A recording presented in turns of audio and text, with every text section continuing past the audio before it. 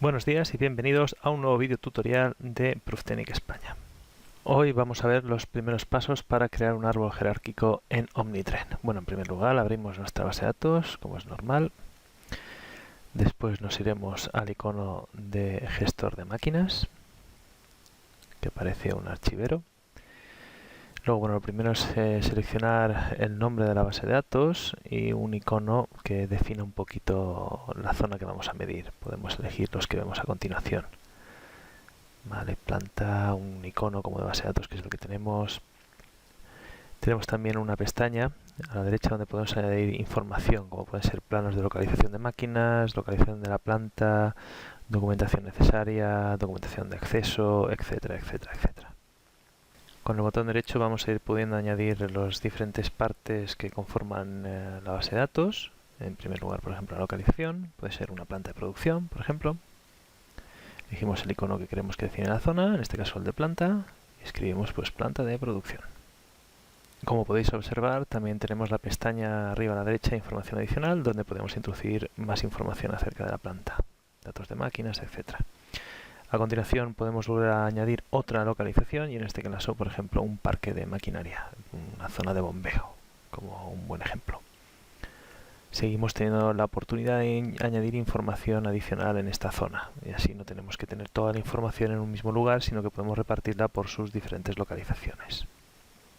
Siguiendo con la organización jerárquica, tocaría ahora ya el tren de máquina o un tren de máquina. En este caso lo hemos llamado grupo 01. Vemos los diferentes iconos que pueden identificar un poquito mejor el tren de máquinas. Esto simplemente es como carácter visual de información, no va a afectar en absoluto a los datos de medición ni al tipo de configuración.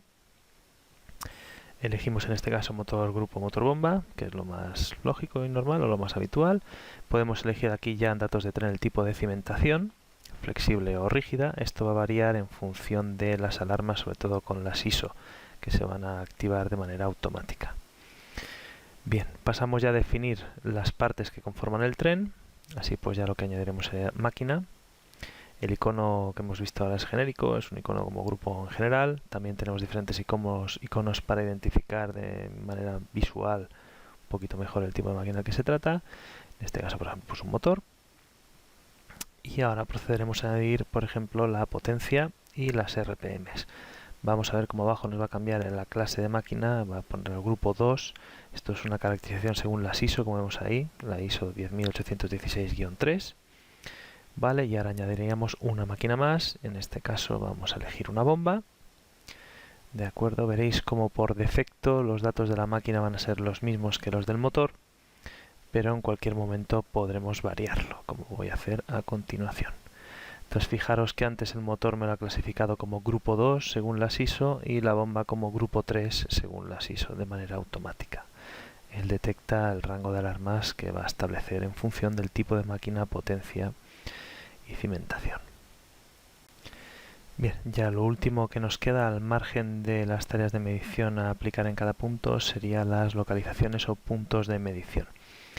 Nosotros trabajamos y normalmente casi todo el mundo trabaja con dos tipos de diferenciaciones, lado opuesto a acoplamiento y lado acoplamiento, o lado opuesto a accionamiento y lado accionamiento, vertical, horizontal y axial. Dependiendo del tiempo que se requiera para tomar medidas, más o menos tiempo, se van a ir más o menos puntos.